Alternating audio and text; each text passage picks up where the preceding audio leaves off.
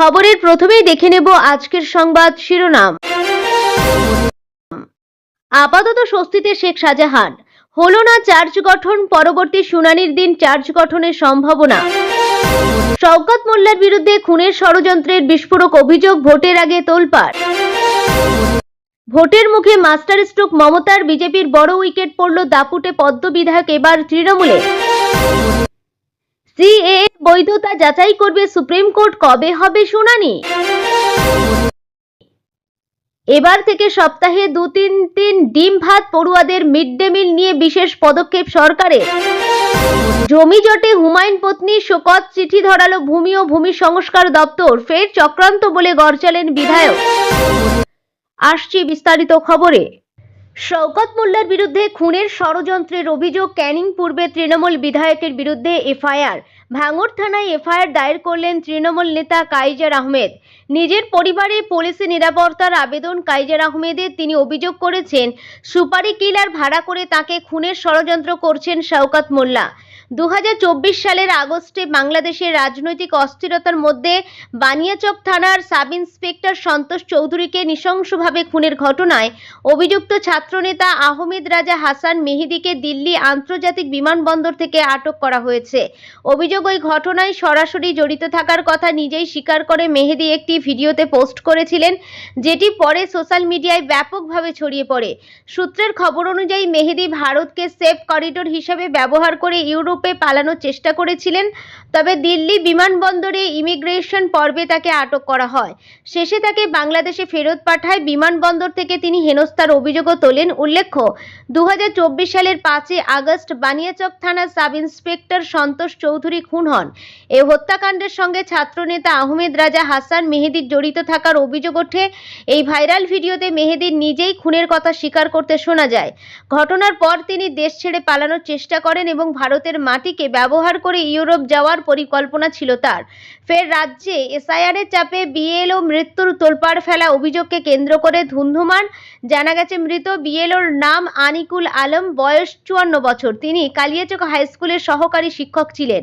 পরিবারের তথ্য অনুযায়ী আগের দিন সকালবেলা বুকের ব্যথা অনুভব করলে তিনি তড়িঘড়ি সুজাপুর প্রাথমিক হাসপাতালে নিয়ে যাওয়া হয়। সেখানে প্রাথমিক চিকিৎসার পর এসআইআরের কাজ শেষ করে বিডিও অফিসে যান। বাড়ি ফেরার পর আরও অসুস্থ হয়ে পড়লে তাকে হাসপাতালে নিয়ে গেলে চিকিৎসকেরা তাকে মৃত ঘোষণা করেন। উল্লেখ্য, এর আগেও বাংলায় একাধিক বিএলওর মৃত্যুর ঘটনায় কমিশন ও কেন্দ্রকে নিশানা করেছে তৃণমূল কংগ্রেস। ফের রাজ্যে এসআইআরের চাপে আরও এক বিএলও মৃত্যুর অভিযোগকে কেন্দ্র করে ইতিমধ্যে আসরে নেমেছে তৃণমূল। হুমায়ুন কবিরের স্ত্রী আনোয়ারা খাতুনের বিরুদ্ধে অভিযোগ, তিনি সরকারি জমি জবরদখল করে একটি নির্মাণ তৈরি করেছেন। শোকজের সন্তোষজনক জবাব না পেলে 3 তলা বাড়ি ভাঙাও হতে পারে। নালা বুঝিয়ে অবৈধভাবে বহুতল নির্মাণের অভিযোগ উঠল ভরতপুরের বিধায়ক তথা জনতা উন্নয়ন পার্টির প্রধান হুমায়ুন কবিরের স্ত্রীর বিরুদ্ধে। শোকজ নোটিশ পাঠালো রাজ্যের ভূমি ও ভূমি সংস্কার দপ্তর। যদিও তৃণমূল থেকে সাসপেন্ড হওয়া বিধায়কের অভিযোগ, নানা চক্রান্তের মাঝে এটাও একটি। এভাবে শাসক দল তথা রাজ্য সরকার তাকে এবং তার পরিবারকে হেনস্থা করার চেষ্টা করছে। হুমায়ুনের স্ত্রী আনোয়ারা খাতুনের বিরুদ্ধে অভিযোগ, তিনি সরকারি জমি জবরদখল করে একটি নির্মাণ তৈরি করেছে।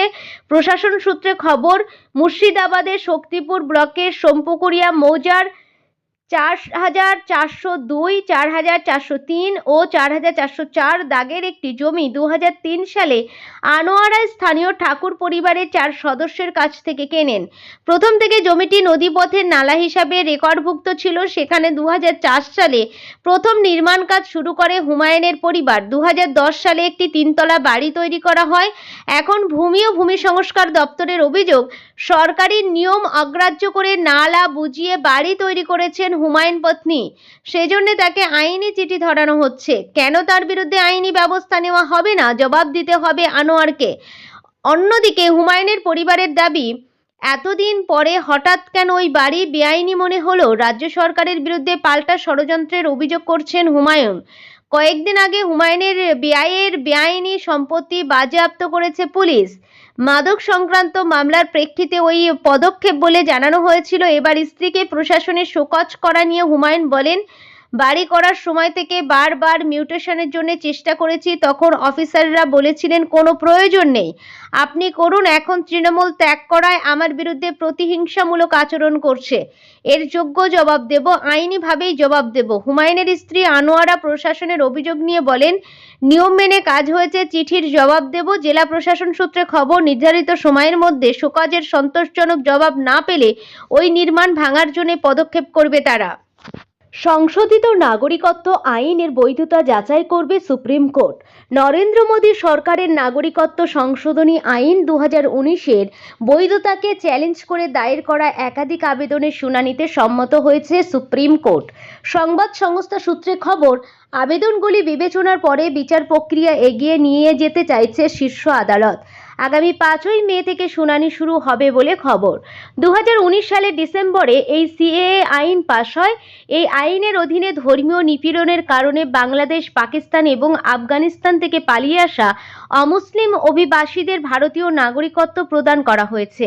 এই আইনি লড়াইয়ের পাশাপাশি দেশ জুড়ে এই আইন প্রত্যাহারের দাবিতে শুরু হয় বিক্ষোভ। শীর্ষ আদালতে আসন্ন শুনানিকে কেন্দ্র করে ফের অশান্তি ছড়ানোর আশঙ্কা রয়েছে। এরপর 2020 সালে বিলটি রাষ্ট্রপতি সম্মতিতে আইন পরিণত হয়েছিল।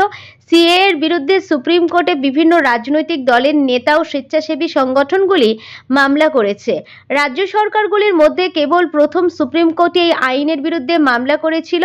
সিএএতে বলা হয়েছে, আফগানিস্তান, বাংলাদেশ ও পাকিস্তান থেকে হিন্দু, শিখ, বৌদ্ধ, জৈন, পার্সি ও খ্রিস্টান শরণার্থীরা ভারতের নাগরিকত্ব নিতে পারবেন, তবে তাঁদের 2014 সালের 31শে ডিসেম্বর বা তার আগে ভারতে আসতে হবে।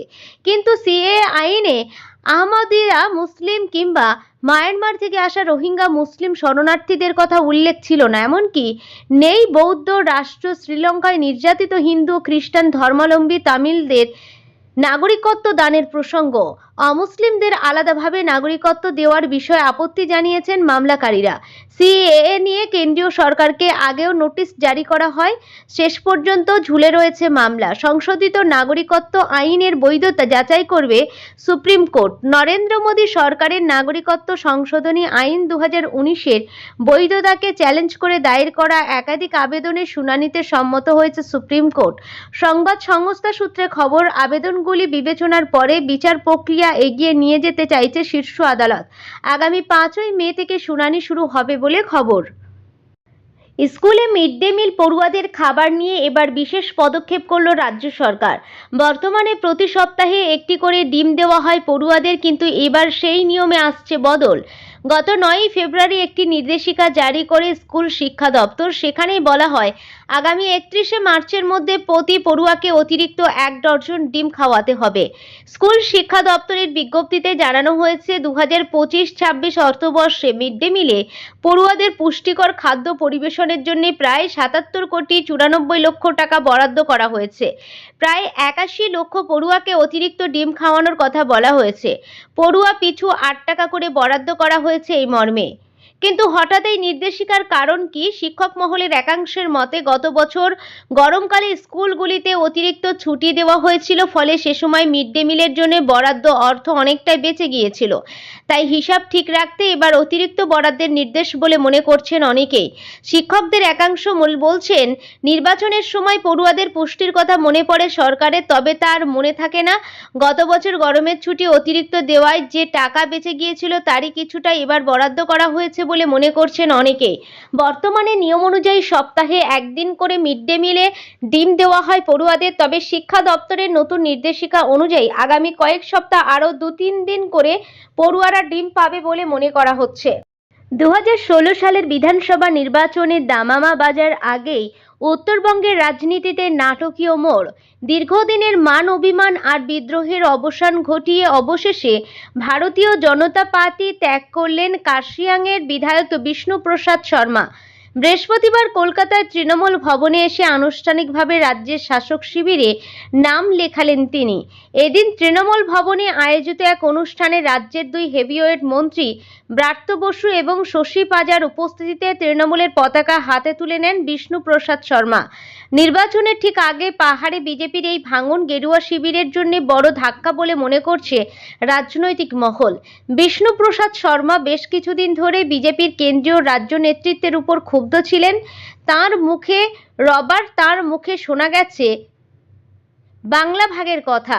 তিনি বিশ্বাস করতেন পাহাড়ের উন্নয়নের জন্য উত্তরবঙ্গকে আলাদা করা প্রয়োজন। দলের সিদ্ধান্তের বিরুদ্ধে গিয়ে বারবার বেসুরো মন্তব্য করেছেন তিনি, জানিয়ে বিজেপি বিড়ম্বনায় পড়েছিল। এবার ২৬-এর বিধানসভা নির্বাচনকে পাখির চোখ করে বিষ্ণুপ্রসাদ শর্মাকে সামনে রেখে পাহাড়ের মাটিতে সংগঠন মজবুত করতে চাইছে তৃণমূল কংগ্রেস। এতদিন পাহাড়ের তৃণমূল জমি সেভাবে শক্ত ছিল না, কিন্তু বিষ্ণুপ্রসাদ শর্মার মতো প্রভাবশালী নেতা দলে আসায় দার্জিলিং ও কার্শিয়াং এলাকায় ঘাসফুল শিবিরের পাল্লা ভারী হতে পারে।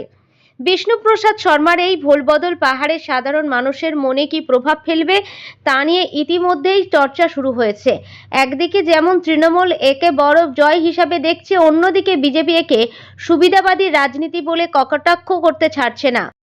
আপাতত কয়েকদিনের স্বস্তিতে সন্দেশখালীর বাদশা শেখ শাহজাহান। বৃহস্পতিবার হলো না জমি দখল, ফেরি দখল এবং মাছের আমদানি রপ্তানি সংক্রান্ত আর্থিক দুর্নীতির ইডির মামলায় শেখ শাহজাহান, শেখ আলমগীর, শিবপ্রসাদ হাজরা এবং দিদার বক্স মোল্লার বিরুদ্ধে চার্জ গঠন। আগামী ৯ মার্চ এই মামলা পরবর্তী শুনানির দিনই সম্ভাবনা চার্জ গঠন হবে বলে আদালত সূত্রে খবর। উল্লেখ্য, জমি দখল, ফেরি দখল এবং মাছের আমদানি রপ্তানি সংক্রান্ত আর্থিক দুর্নীতি মামলায় ইতিপূর্বে ধৃত শেখ শাহজাহান এবং শেখ আলমগীরের জামিনের আবেদন খারিজ হয় কলকাতার নগর দায়রা আদালতে। সূত্রের খবর, ২০১৩ সালে শেখ শাহজাহান তৃণমূল কংগ্রেসে যোগদান করে আগরহাটি গ্রাম পঞ্চায়েত সরবেরিয়ায় উপপ্রধান হন। রাজনৈতিকভাবে অত্যন্ত প্রভাবশালী এক ব্যক্তির মাধ্যমে এবং রাজ্য সরকারের তৎকালীন মন্ত্রী জ্যোতিপ্রিয় মল্লিকের সমর্থনে শেখ শাহজাহানের এই নিয়োগটি হয়েছিল বলে অভিযোগ। শেখ শাহজাহান ১০০ জনের বেশি দুষ্কৃতীকে নিয়োগ করেছিলেন, যারা তার চারপাশে এবং তার বাড়িতে থাকত। এই দুষ্কৃতীরাই সাধারণ মানুষকে ভয় দেখাতো, চাঁদাবাজি করত এবং জোর করে তাদের শেখ শাহজাহানের আদেশ মেনে চলতে বাধ্য করত। যারা এর বিরোধিতা করেছিল তাদের শারীরিক নির্যাতন, গুরুতর পরিণতি এবং হুমকির সম্মুখীন হতে হয়েছিল। শেখ আলমগীর, সিরাজউদ্দিন শেখ, শিবপ্রসাদ হাজরা সহ আরও বেশ কয়েকজন অবৈধ আগ্নেয়াস্ত্র বহন করার জন্য পরিচিত ছিল এবং ক্ষমতা প্রদর্শন করতে দ্বিধা করত না বলে অভিযোগ। আপাতত কয়েকদিনের স্বস্তিতে সন্দেশখালীর বাদশা শেখ শাহজাহান। বৃহস্পতিবার হলো না জমি দখল, ফেরি দখল এবং মাছের আমদানি রপ্তানি সংক্রান্ত আর্থিক দুর্নীতি ইডির মামলায় শেখ শাহজাহান, শেখ আলমগীর, শিবপ্রসাদ হাজরা এবং দিদার বক্স মোল্লার বিরুদ্ধে চার্জ গঠন। আগামী ৯ মার্চ এই মামলা পরবর্তী শুনানির দিনেই সম্ভাব্য চার্জ গঠন হবে বলে আদালত সূত্রে খবর।